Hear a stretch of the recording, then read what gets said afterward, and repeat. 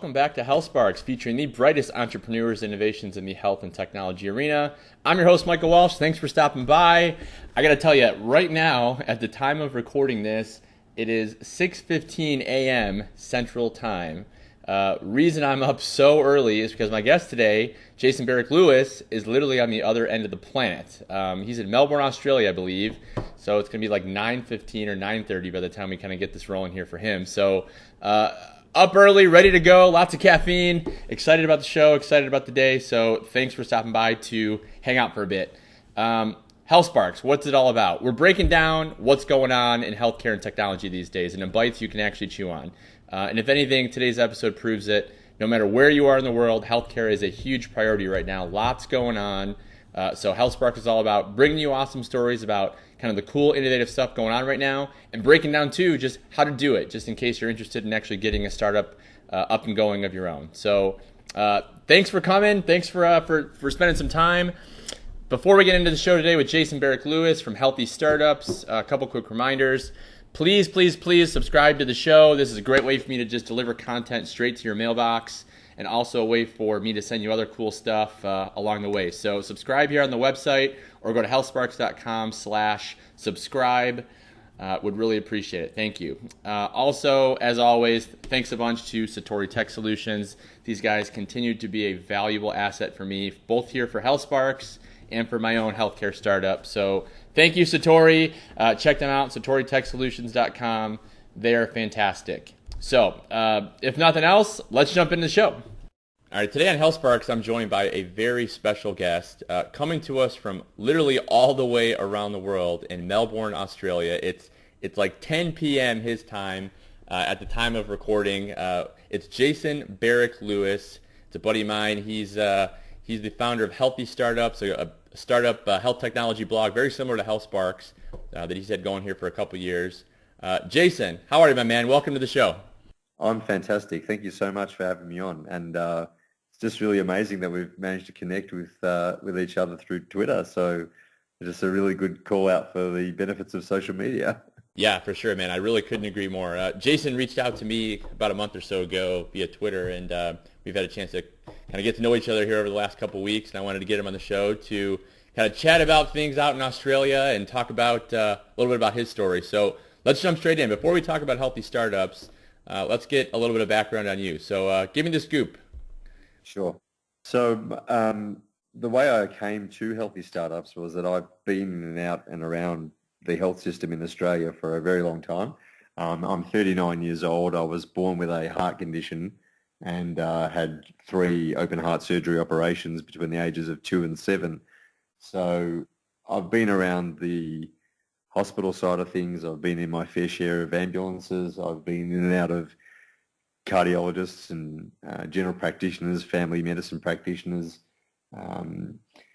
pathology, X-ray, you name it. I've pretty much touched that part of the health system. So, you know, I've been around it a lot, and I've seen what it's like, obviously, to be a patient, and I've also worked very closely with doctors and peak medical bodies in Australia, people who are sort of managing the standards for healthcare in Australia and the education of doctors in Australia. So I've gotten to see sort of lots of different parts of the health system, and this is how I sort of came to see that things are not working. And as I'm sure we'll talk about a bit today, you know, my deep-seated and very genuine belief that the big drivers of innovation and change in healthcare in Australia, but I think it's obviously relevant to your listeners in the USA as well, are going to be startups and entrepreneurs.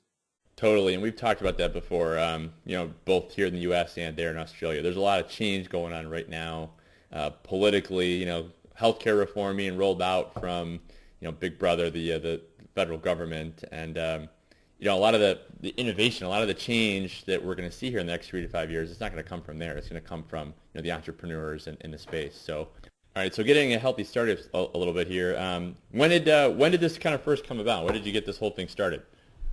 So I kicked the idea around from probably around May, June 2010, but I actually decided to act on one of my ideas rather than keep coming up with ideas in late 2010. So I think November 2010, I kicked the whole thing off.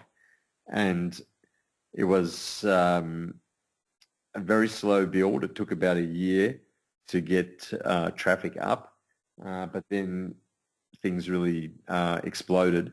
And I wish I could sell your listeners the secret sauce on how to do that, but I think I just hit on a couple of topics that people were really interested in at that time, even though I've been blogging away for about a year.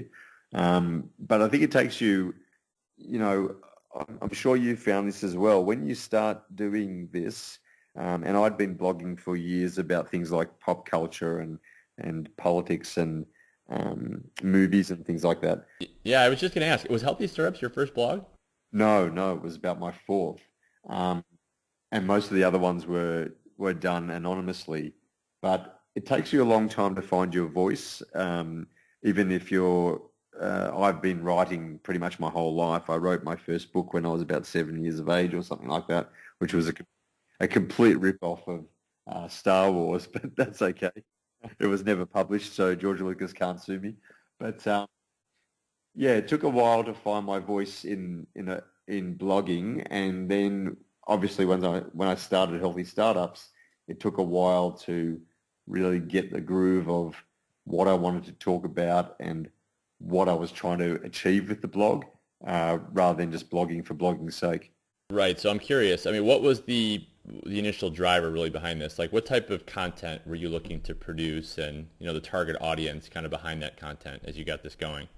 Sure. So I jumped online when I was sort of percolating this idea around, and started searching for, first of all, social media and healthcare, because that's a big component of what I talk about on the site. And there was, to a lot of people's credit, there were many sites and blogs talking about how things like Facebook and Twitter was in a very early stage then, are going to change healthcare. But there really were not many people talking about startups changing healthcare. I'm so sorry, I've got a bit of a cold at the moment, but No worries. which is the great irony.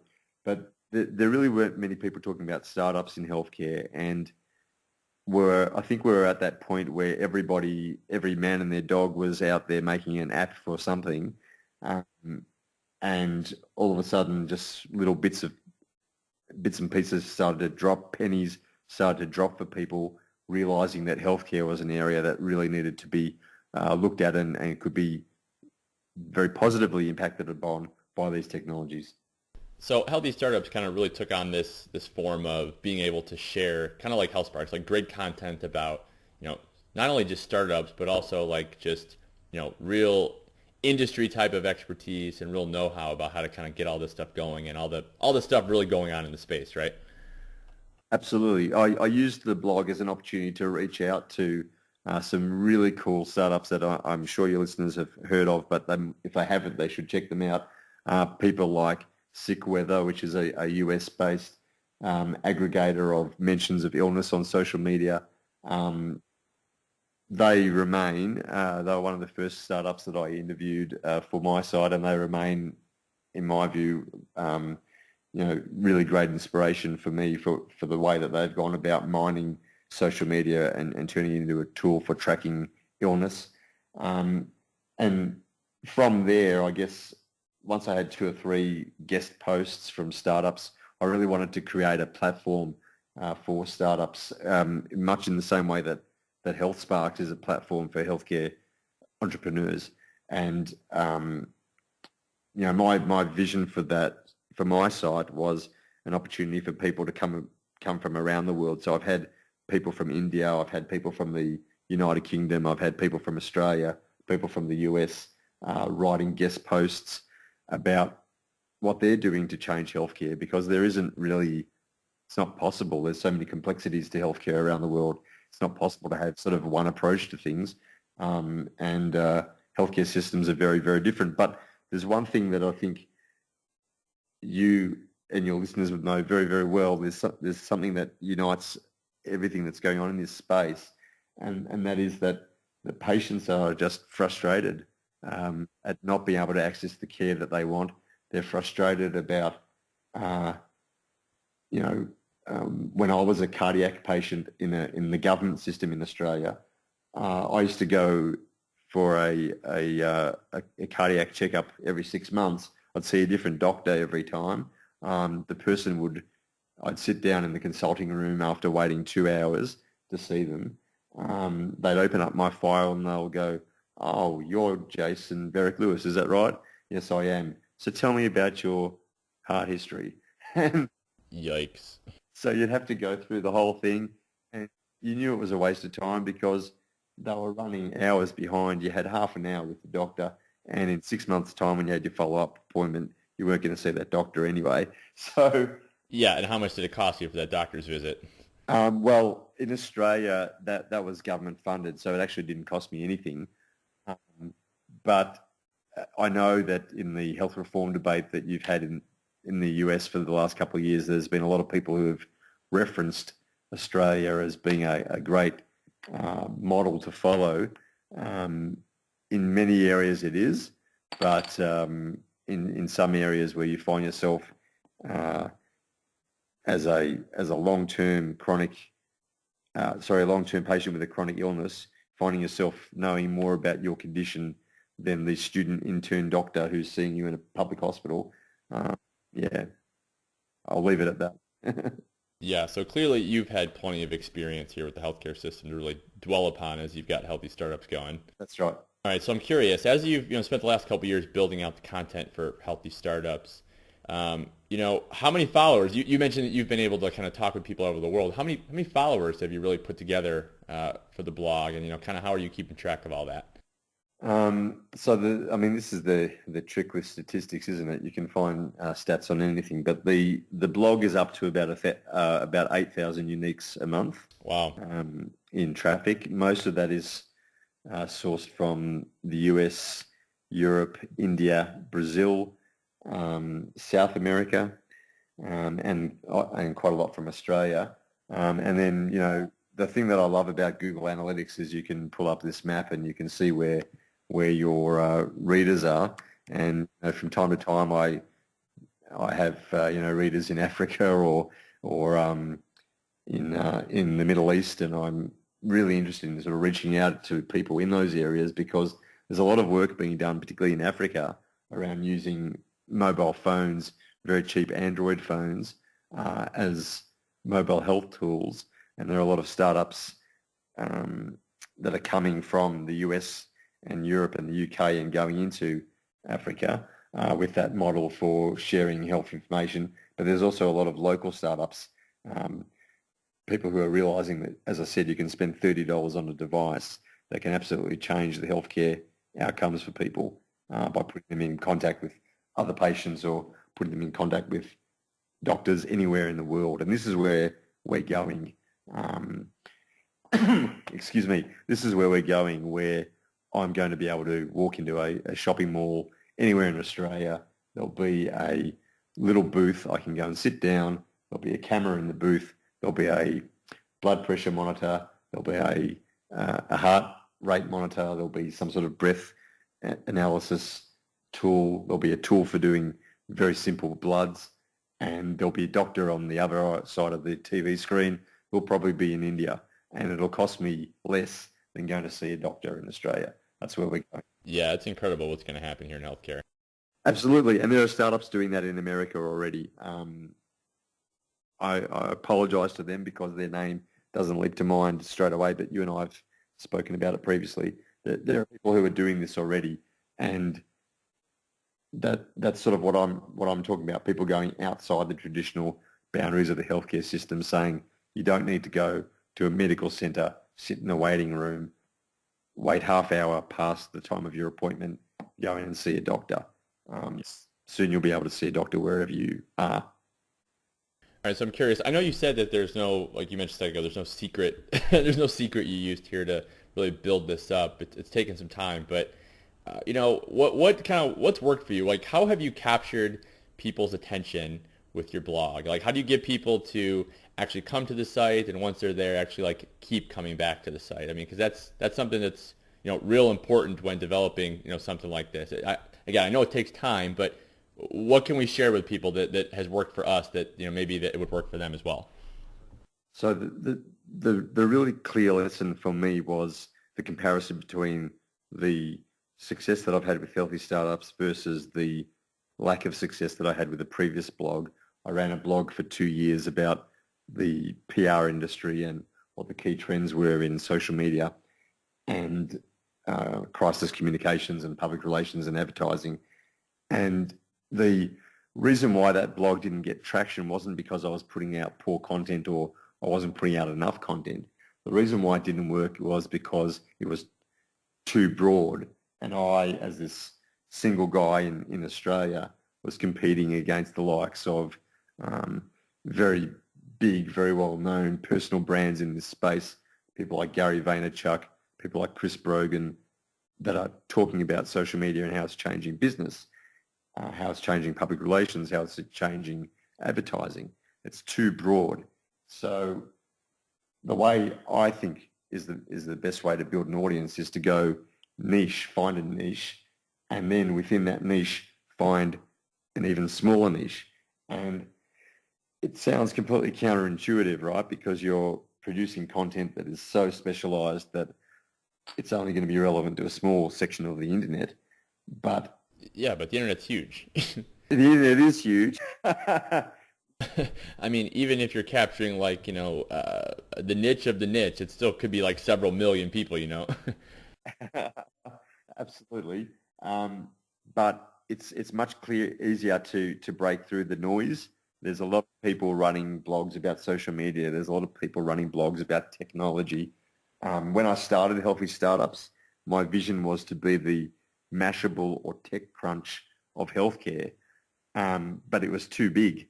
It was too big a name, and it was, I can't compete against websites that have writing staff of 40, 50 people and are backed by AOL. I'm brave, and I'm probably a little bit crazy, but I'm not that crazy brave. So find a very small niche and really dominate it, and then use that, build that out. So I didn't really talk about startups that much, even though the name of the site was Healthy Startups. When I started, I spoke more about social media, and as I built credibility around that, then I was able to go to people in the startup space and say, hey, I've got credibility around this topic, but I want to bring in how that works with startups. And it was a slow approach. A lot of the US entrepreneurs that I really respect, people who have huge platforms that people think are overnight successes, they're people that were slaving away, blogging, tweeting, Facebooking with people, doing YouTube clips, doing question and answer sessions on Twitter or on Google Plus or anywhere for 2, 3, 4, 5 years before they became big. So I put 2.5 odd years into Healthy Startups, and it, as I said earlier, it took a long time for that to build. So I'm thinking by sort of year 3 or 4, it's going to be a big enough platform, hopefully, for me to launch a very solid business off. I love it. So okay, so let's take a step back here a second. As far as healthy startups, and even it's the same for me here with my podcast here with HealthSparx and with my blog Health2O Dallas. I actually get this question a lot, like people asking, okay, like I'm an entrepreneur and I'm trying to kind of really build the brand out a bit and get my name out there. How do I do it? And how do I keep up, especially if I'm doing all this content generation? How do I keep up with all of it? Just because, I mean, like you, for example, you've got wife, kids, job, I mean, lots of stuff going on. How do we keep up with putting together all this great content to really build a following and build a brand behind what we're doing?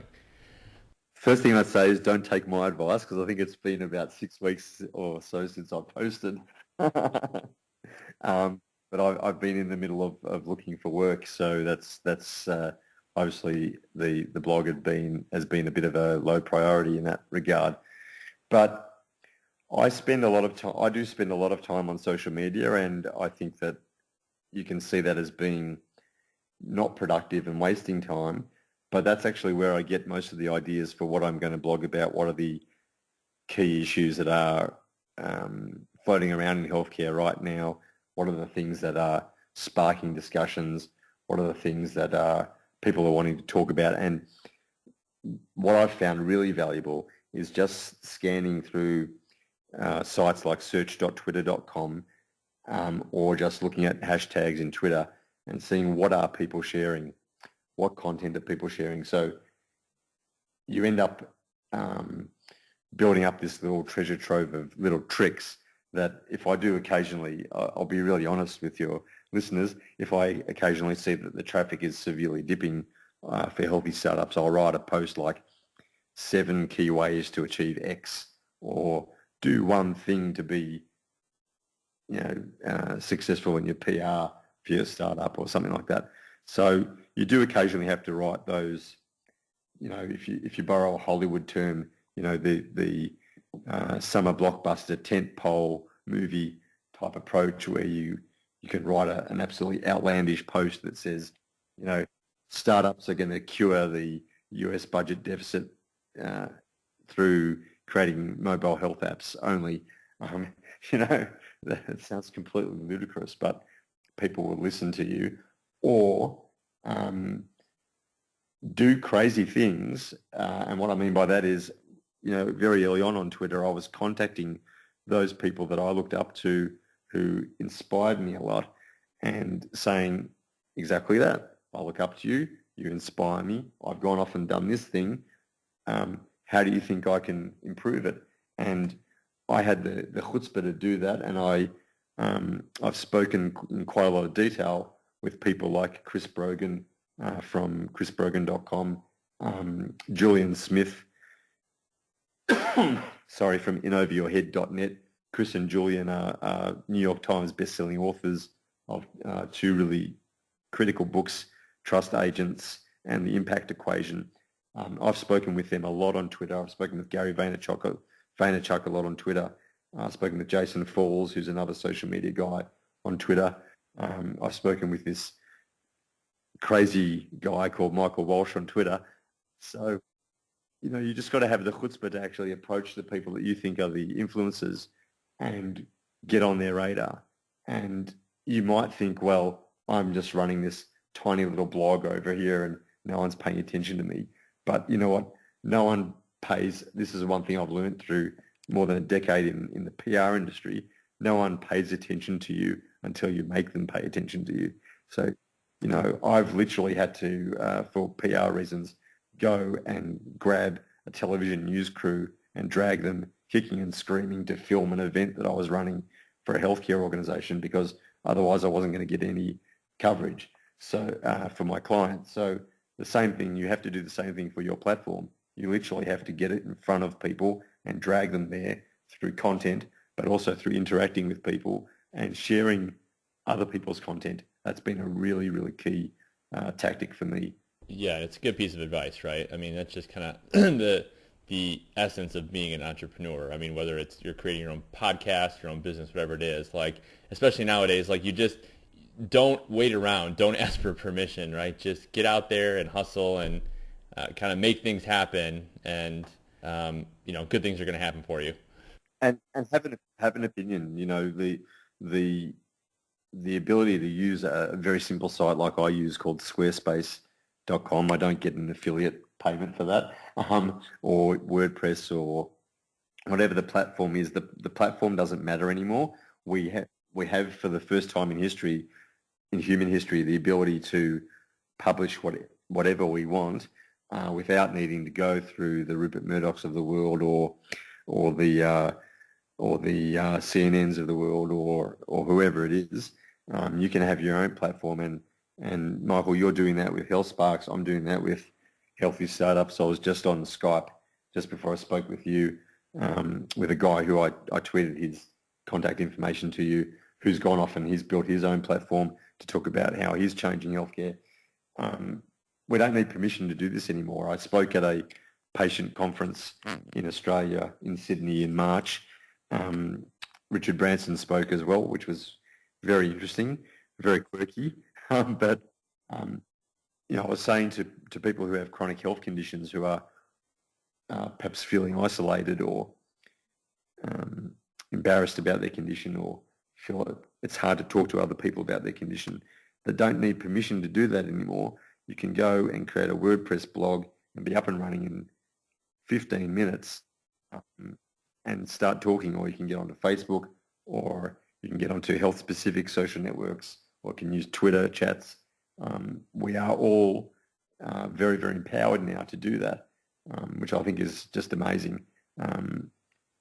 Amazing, particularly in healthcare, because it's usually been such a unequal situation where we've been afraid of doctors or embarrassed about our conditions or not wanting to tell our friends or our family what we're going through.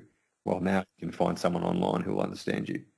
Yep, absolutely, for sure. I've spoken like a true blogger, right? Like, yeah, there's always somebody out there who's listening. So a good point to kind of step back and start to wrap things up a little bit. I'm curious. You've had a lot of time here over the last 2-3 years now that you've had Healthy Startups up and going to do your research and chat with startups all over the world.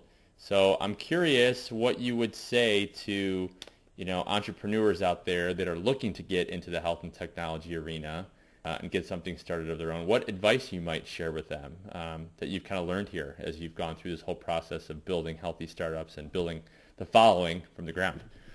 The first thing I would say is that the challenges facing the US health system, the Australian health system, the UK health system, most health systems in the Western world are so large. Don't think you're going to create a startup or an app or a mobile health device that's going to be a panacea and it's going to cure all these problems. It's not possible. You're going to be spending way too much time, way too much money on something that's just not going to work. Find, as I was saying earlier, find a niche, a small part of the health system that you think you can make a difference in, and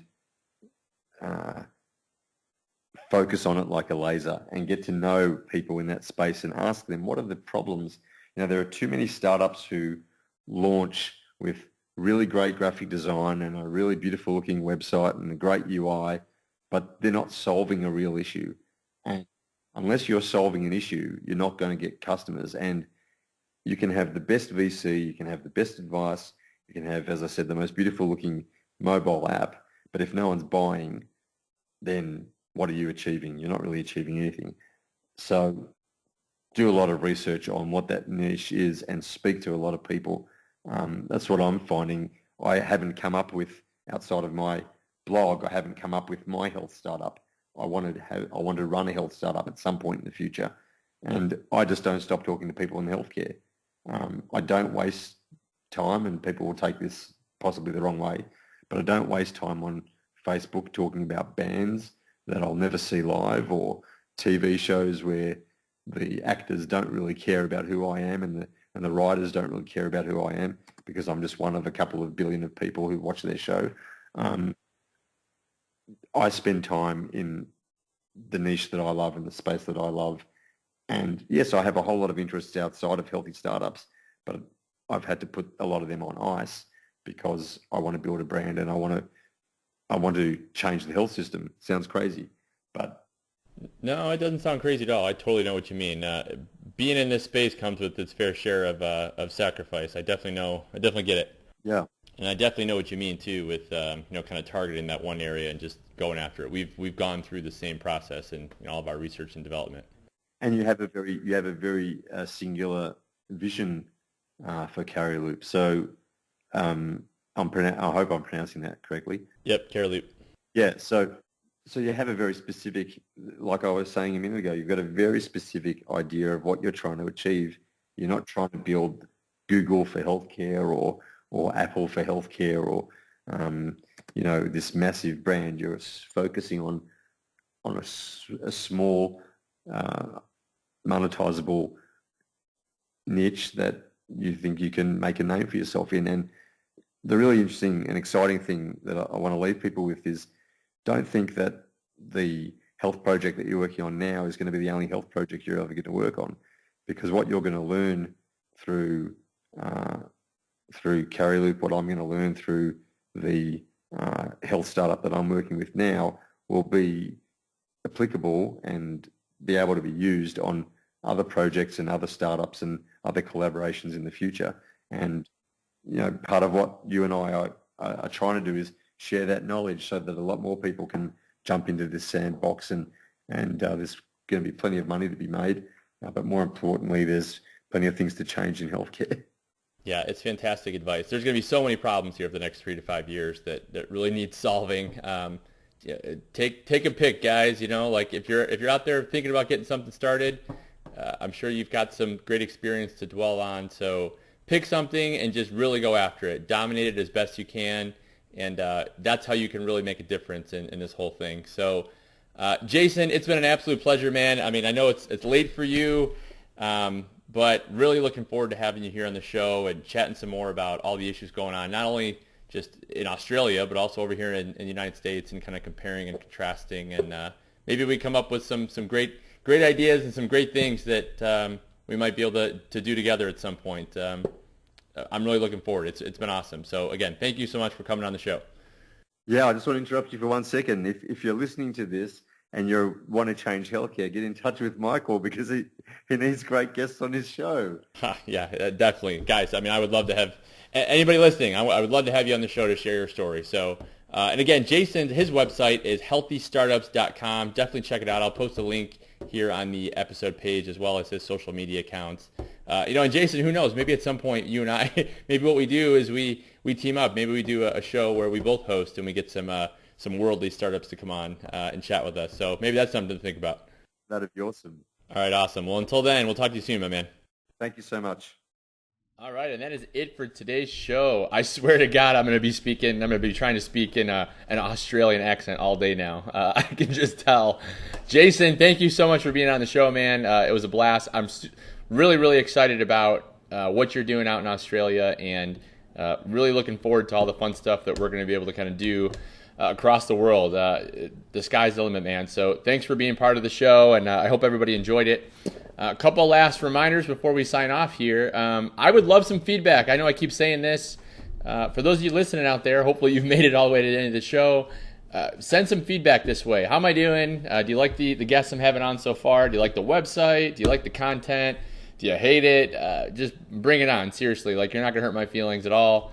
But I always love to hear kind of how things are going and what I'm doing and if I'm doing things right or not. So much appreciated. And as always, too, the episode will be posted here on the website, but also available on iTunes and Stitcher Radio. So you can check it out there. And, of course, subscribe to the show here on the website, HealthSparx.com/subscribe. So that's it for me today. It's been a great show. I got a whole day in front of me now. It's only like 7:15. So I'm going to go jump into some Care Loop stuff.